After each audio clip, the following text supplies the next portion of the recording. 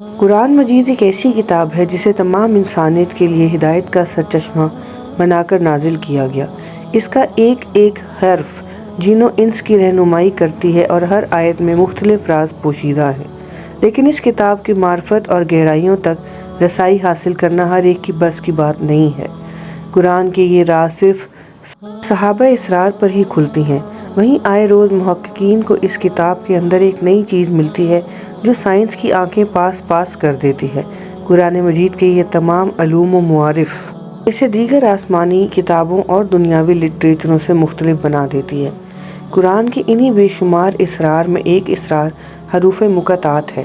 یہ قرآن پاک کے وہ حرف یا حروف کے مرکب ہے جو بعض چیپٹرز یا سورتوں کے شروع میں آتے ہیں، مثلاً الف لام میم قاف صاد، الف لام را ہا میم طا ہا اور یاسین وغیرہ۔ یہ مقطعات قرآن کے 114 سورتوں میں سے 39 سورتوں میں آئے ہیں۔ یہ حروف آیتوں کی شروع میں موجود ہیں، اس لیے انہیں فواتح یعنی کھولنے والے حروف بھی کہا جاتا ہے۔ حروف مقطعات الگ الگ حروف ہیں اور انہیں ایک دوسرے سے جدا پڑھا جاتا ہے، جس سے کسی لفظ کا مفہوم نہیں نکلتا۔ کہا جاتا ہے کہ جو کوئی بھی قرآن کے ان پراسرار حروف کا راز جان جائے تو اسے کائنات کے سب سے گہرے رازوں کی چابی مل جاتی ہے، یہاں تک کہ وہ اسم اعظم کو بھی جان لیتا ہے اور اسے اللہ کی طرف سے وہ روحانی علم ملتے ہیں جو عام لوگوں کی عقل سے ماورا ہیں۔ الجزائر کے مشہور ماہر روحانیت، فلسفی، صوفی اور پراسرار کتاب شمس المعروف کے مصنف احمد البونی نے حروف مقطعات کے متعلق ایک نہایت دلچسپ بات کی ہے۔ آپ فرماتے ہیں کہ خدا کی تجلی سے 28 حروف پیدا ہوئے اور الف سب حروفوں میں سے سب سے بڑا تھا۔ جب الف نے اپنے حروف کو سب سے اعلیٰ قرار دیا تو رحمت سے یہ 28 حروف نازل ہوئے اور یہ 28 حروف تمام حروف کی قسمیں بن گئیں۔ یہ حروف اپنے آسمانی معنی کے ساتھ پہچانے گئے۔ ان حروف میں ایک حروف سب سے مقرب ہوا جس میں خدا کے اسرار ہیں، جیسے آسمان اور زمین 7 ہیں جو ملا کر 14 ہوتے ہیں۔ قرآن مجید میں یہ خاص حروف بھی 14 ہیں، لہٰذا 7 اور 14 سے عدد اور مقطعات کا علم الاعداد میں کافی اہم ہے۔ مفسرین کی ایک جماعت کا ماننا ہے کہ ان حروف کے معنی صرف اللہ تعالیٰ کو ہی معلوم ہیں اور مخلوق میں سے کسی پر بھی ان کے معنی کو آشکار نہیں کیا گیا، جبکہ ایک جماعت کی رائے یہ ہے کہ اللہ نے رسول اللہ صلی اللہ علیہ وسلم کو ان حروف کا علم عطا کیا ہے، جسے حضور صلی اللہ علیہ وسلم نے صرف خاص اصحاب کو ہی سکھایا تھا، اور اللہ اپنی مخلوق میں سے جسے چاہتا ہے ان حروف کے معنوں سے آگاہ کر دیتا ہے۔ امت مسلمہ میں حرف مقطعات کے حوالے سے طرح طرح کے عقائد و نظریات موجود ہیں۔ ان کے لوگ بنائے جاتے ہیں اور ان الفاظ کو باعث برکت مانا گیا ہے، لیکن لوگوں نے ان حروف کے حقیقی معنی اور اسرار کو نظر انداز کر دیا ہے، جبکہ ائمہ اہل بیت اور مفسرین و محدثین نے اپنے خطبات اور کتابوں میں اس موضوع پر صفحوں کے صفحے لکھے ہیں اور بحث و مباحثہ کیا ہے۔ بعض مفسرین نے لکھا ہے کہ حروف مقطعات پردوں میں چھپے رازوں میں ایک راز ہے اور انسانی عقل اسے سمجھنے سے عاجز ہے۔ نہ اس کا علم کسی کو حاصل ہے، نہ اس کا حصول ضروری ہے، اور محض ان پر ایمان لانا واجب ہے، جبکہ بعض علماء کا کہنا ہے کہ بلا شبہ حروف مقطعات اللہ اور اس کے محبوب کے درمیان ایک راز ہے، لیکن اس علم کا جتنا حصہ رسول اللہ صلی اللہ علیہ وسلم کو عطا ہوئے انہیں کسب و معرفت سے سمجھنا اور ان کی حقیقی معنی کو پہچاننا بالکل ممکن ہے، لیکن یہ کام صرف خواص اور اللہ کے نیک و صالح بندے کے لیے ہے، نہ کہ عوام کے لیے۔ ان حروف کے متعلق اسلام سے قبل یہودی اور اہل کتاب بھی تحقیق کیا کرتے تھے اور ان میں مختلف نظریات پائے جاتے تھے، لہٰذا تفسیر کی کتابوں میں ایک نہایت ہی عجیب و غریب واقعہ موجود ہے جسے حضرت ابن عباس نے روایت کیا ہے۔ کہتے ہیں کہ ایک دفعہ ابو یاسر بن اخطب کچھ یہودیوں کے ساتھ مدینہ آئے، جو ایک یہودی قبیلہ بنو نذیر کا سردار تھا۔ وہ نبی صلی اللہ علیہ وسلم کے پاس سے گزرا تو اس وقت حضور سورہ بقرہ کی ابتدائی آیت الف لام میم ذالک الکتاب پڑھ رہے تھے۔ اس دوران ابو یاسر کا بھائی ہی بن اخطب دوسرے بڑے یہودیوں کے پاس آیا اور کہنے لگا کہ کیا تم جانتے ہو میں نے محمد کو وہ تلاوت کرتے سنا ہے جو ان پر نازل ہوا ہے، الف لام میم ذالک الکتاب۔ یہ سن کر یہودی حیران ہو گئے اور کہا کہ کیا واقعی تم نے یہی سنا ہے؟ اس نے کہا ہاں، خدا کی قسم میں نے یہی سنا ہے۔ یہ سن کر یہودیوں نے فیصلہ کیا کہ ہم خود محمد کے پاس جا کر یہ سنیں گے۔ لہٰذا ہی بن اخطب یہودیوں کو لے کر حضور پاک صلی اللہ علیہ وسلم کے پاس جاتا ہے۔ وہ یہودی اللہ کے نبی سے پوچھتے ہیں کہ اے محمد، کیا یہ کلام جو تم پڑھتے ہو اسے جبرائیل علیہ السلام آپ کے پاس لے کے آئے تھے؟ آپ نے فرمایا ہاں۔ اس پر وہ کہنے لگے اے محمد، اللہ نے آپ سے پہلے بھی انبیاء بھیجے ہیں، لیکن ہم نہیں جانتے کہ آپ کے سوا ان میں سے کسی نبی کو اللہ نے ان کی حکومت کی مدد اور ان کی امت کی عمر بیان کی ہو۔ اور پھر سبھی یہودی حضور پر اعتراض کرنے لگے۔ تبھی ہی بن اخطب اپنے ساتھیوں کی طرف متوجہ ہوا اور کہنے لگا الف 1 لام 30 اور میم 40، یہ 71 سال بنتے ہیں۔ وہ لوگوں کو کہنے لگا کیا تم اس نبی کے دین میں داخل ہوگے جس کی بادشاہی کی مدت اور اس کی امت کی عمر صرف 71 سال ہے؟ پھر وہ رسول اللہ صلی اللہ علیہ وسلم کی طرف متوجہ ہوا اور کہنے لگا کہ اے محمد، کیا اس کے علاوہ بھی کچھ ہے؟ آپ نے فرمایا ہاں۔ اس نے پوچھا کیا ہے؟ حضور صلی اللہ علیہ وسلم نے فرمایا الف لام میم صاد۔ اس نے کہا اب تو یہ زیادہ بھاری اور طویل ہے۔ الف 1 لام 30 میم 40 اور صاد 90، یہ کل 71 سال بنتے ہیں۔ پھر اس نے پوچھا اے محمد، کیا اس کے ساتھ اور کچھ بھی ہے؟ فرمایا ہاں بے شک ہے۔ اس نے پوچھا وہ کیا ہے؟ آپ نے فرمایا الف لام میم را۔ اس پر اس نے کہا یہ تو اور بھی زیادہ بھاری اور طویل ہے۔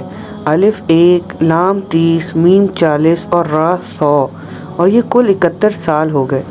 اور پھر ہانی بن اخطب حیرانی میں آ گیا، کہنے لگا اے محمد، آپ نے ہم پر معاملہ اور بھی زیادہ مشکل کر دیا ہے، حتیٰ کہ ہمیں کچھ سمجھ ہی نہیں آ رہا، ہمیں پتہ ہی نہیں کہ آپ کو کیا دیا گیا ہے۔ اور پھر یہودی وہاں سے اٹھ کر چلے گئے۔ دراصل یہودی حضرت محمد صلی اللہ علیہ وسلم کے بارے میں جانتے تھے کہ آپ سچے نبی ہیں اور آپ کوہ فران سے آنے والے ہیں۔ انہیں حضور صلی اللہ علیہ وسلم کی امت کے بارے میں بھی علم تھا، لیکن وہ امت محمدیہ کی مدت نہیں جانتے تھے۔ یہودی پہلے کی قوموں کی پیشن گوئیاں علم الحروف اور علم الاعداد کے ذریعے ہی کیا کرتے تھے۔ شاید اس لیے انہوں نے محمد صلی اللہ علیہ وسلم سے حروف مقطعات کے متعلق سوال کیا تھا، لیکن جب حضور نے انہیں ان کی ہی پیشنگوئیوں کے مطابق جواب دینا شروع کیا تو وہ منکر ہو گئے اور وہاں سے اٹھ کر چلے گئے۔ اس لیے مشہور تابعین ابو العالیہ فرماتے ہیں کہ الف لام میم کے ہر حرف میں اللہ کی نعمت، قوموں کی مدت اور ان کے وقت کا بیان ہے۔ کچھ اہل علم نے لکھا ہے کہ قرآن مجید میں حروف مقطعات کا استعمال اہل عرب کے لوگوں کے علامتی لفظوں اور رواج کے مطابق ہوا ہے تاکہ وہ قرآن کے کلام سے ذہنی طور پر ہم آہنگ ہو سکیں اور انہیں یہ کتاب کوئی بیگانہ چیز نہ معلوم ہو۔ یہ بات بھی قابل توجہ ہے کہ دور جاہلیت کے عرب یا مشرکین نے قرآن میں موجود حرف مقطعات پر کبھی کوئی اعتراض نہیں کیا یا اس کا مذاق نہیں اڑایا، جو خود اس بات کی دلیل ہے کہ وہ لوگ حرف مقطعات کے اسرار سے بالکل باخبر نہیں تھے۔ مشہور مفکر اور دانشور امین احسن اصلاحی نے لکھا ہے کہ دراصل عربی زبان کے حروف عبرانی سے لیے گئے ہیں اور عبرانی کے یہ حروف ان حروف سے ماخوذ ہیں جو عرب قدیم میں رائج تھے۔ عرب قدیم کے وہ حروف دوسری زبانوں کی طرح صرف آواز ہی نہیں بناتے تھے، بلکہ چینی زبان کے حروف کی طرح ہر حروف کا ایک معنی ہوتا تھا۔ چیزوں کو حروف سے ظاہر کرنے کا یہ فن قدیم مصریوں نے بھی سیکھے تھے، جو ان کی تختیوں اور اہرام مصر کے در و دیوار پر موجود ہیں۔ ان حروف کے معنی کا علم اب اگرچہ مٹ چکا ہے، تاہم بعض حروف کے معنی اب بھی معلوم ہیں۔ مثلاً الف کے متعلق معلوم ہے کہ وہ گائے کے معنی بناتا ہے اور گائے کے سر کی صورت میں لکھا جاتا تھا۔ بے کو عبرانی زبان میں بیت بھی کہتے ہیں اور اس کے معنی بھی بیت یعنی گھر ہیں۔ اس طرح جیم کے معنی جمل یعنی اونٹ، تو کے معنی سانپ اور میم پانی کی لہر کے لیے استعمال ہوتا تھا۔ لہذا قرآن مجید کی سورہ نون بھی قدیم عرب کے لفظ کے طور پر نازل ہوا ہے۔ جس کے معنی مچھلی کے ہیں، اور اس کا استعمال حضرت یونس علیہ السلام یعنی مچھلی والے پیغمبر کے لیے ہوا ہے۔ کیونکہ اس سورہ میں یونس علیہ السلام کا واقعہ موجود ہے، لیکن اب سوال یہ پیدا ہوتا ہے کہ جن صورتوں کی ابتدا میں حروف مقطعات کا استعمال ہوا ہے اور اس کے اندر ان چیزوں کا ذکر موجود نہیں ہے، تو ان مقامات پر حروف مقطعات کا استعمال کیوں کیا گیا اور اس کے پیچھے کی کیا حکمت ہو سکتی تھی؟ یہ بھی ممکن ہے کہ قرآن مجید میں حروف مقطعات بیان کرنے کا دوسرا مقصد یہ ہو کہ سننے والا متوجہ ہو جائے اور مکمل خاموشی کے ساتھ سنے، کیونکہ گفتگو کے شروع میں اس طرح کے جملے عربوں کے درمیان عجیب و غریب تھے، جس سے ان کی توجہ مزید بڑھ جاتی تھی۔ اور یہ بھی ایک اتفاق ہے کہ جن صورتوں کے شروع میں حروف مقطعات آئے ہیں وہ سب مکی صورتیں ہیں، اور ہم جانتے ہیں کہ وہاں مسلمانوں کی تعداد بہت ہی کم تھی اور دشمن زیادہ تھے، جبکہ بعض اہل علم ان حروف کو قرآن کا کوڈ ورڈ قرار دیتے ہیں، جو کہ قدیم زمانے سے عربوں میں رائج تھا۔ دور حاضر میں بھی بڑی بڑی باتوں اور سینٹینس کو ایک ورڈ یا شارٹ فارم میں لکھنے کا طریقہ عام ہے۔ حروف مقطعات کے معنی و مفہوم پر صدیوں سے تحقیق ہوتی آ رہی ہے، اور اس کے متعلق بہت سارے نظریات، عقائد اور اسرار و رموز لوگوں نے پیش کیے ہیں۔ علامہ السی البغدادی نے لکھا ہے کہ حروف مقطعات اہل محبت کے درمیان ایک راز ہوتا ہے جسے کوئی قول یا قلم سے ظاہر نہیں کیا جا سکتا۔ ان حروف کو صرف رسول اللہ صلی اللہ علیہ وسلم اور اولیاء کاملین ہی جانتے ہیں۔ بعض اوقات تو یہ حروف خود اپنے اسرار کو اولیاء اللہ سے بیان کر دیتا ہے، جیسے ان حروف نے حضور پاک صلی اللہ علیہ وسلم سے باتیں کی تھیں، جیسا کہ آپ صلی اللہ علیہ وسلم کے ہاتھوں میں موجود کنکریوں کی تسبیح بیان کرنا ہو یا ہرن کا حضور صلی اللہ علیہ وسلم سے گفتگو کرنا ہو۔ اسی طرح مشہور مفسر امام ابن حاتم نے بیان کیا کہ ان حرف میں سے ہر حرف اللہ کے اسم مبارکہ میں سے ایک اسم کی چابی ہے، اور ان میں سے کوئی حرف نہیں ہے مگر وہ قوم کی مدت اور ان کی عمر کے متعلق ہے۔ ان الفاظ کے معنی و مفہوم نہ جانتے ہوئے بھی قاری جب انہیں پڑھتا ہے تو ایسا معلوم ہوتا ہے کہ یہ حرف اپنے اندر اتنے عظیم معنی لیے ہوئے ہیں کہ انسان کے دل میں اثر کرتے ہیں اور روح پر ایک گہری اثر ڈالتے ہیں، جن کے سامنے افکار و عقل تعظیم کرتی ہوئی نظر آتی ہیں۔ گویا حروف مقطعات اپنے اندر معنی کا ایک سمندر لیے ہوئے جس کا کوئی مثل و نظیر نہیں ہے۔ حرف مقطعات کا استعمال صرف قرآن مجید کے اندر ہی موجود نہیں ہے، بلکہ اس طرح کے حرف دوسرے آسمانی کتابوں میں بھی دیکھے جا سکتے ہیں۔ مسلم تورات کے اندر حضرت داؤد کے گیت والے چیپٹر میں 2 مقامات پر عبرانی حرف نون الگ سے لکھا گیا ہے۔ اس حرف کے متعلق کچھ یہودی ربی کا ماننا ہے کہ یہ خداوند کی طرف سے ایک پراسرار حرف ہے، جبکہ قبالہ علم کے ماہر اس عبرانی نون کو مادی اور روحانی دنیا کے درمیان ایک کڑی مانتے ہیں، جو کہ توریت کی کڑی کو شیطانی قوتوں سے محفوظ رکھتی ہے۔ توریت اور عبرانی بائبل میں اس طرح کے اور بھی کئی نشانات کا استعمال ہوا ہے جو نامعلوم ہیں، اور اہل کتاب انہیں ڈسجوائنٹ لیٹر کہتے ہیں۔ یہودیوں کی ایک مقدس کتاب سفر یتزیرہ ہے جسے وہ آسمانی صحیفہ مانتے ہیں۔ یہودی علماء کا دعویٰ ہے کہ یہ صحیفہ حضرت ابراہیم علیہ السلام پر وحی کے ذریعے نازل ہوئے تھے۔ اس کتاب کے کل 6 باب ہیں۔ یہ کتاب بتاتی ہے کہ خداوند نے دنیا کو تخلیق کرنے کے لیے 10 قوتیں، 32 حکمت کے راستے اور 22 حرف کا استعمال کیا تھا۔ یہ 22 حرف 3 اعلیٰ ترین حرف میں تقسیم ہیں جو سبھی حرف میں سب سے اعلیٰ ہیں۔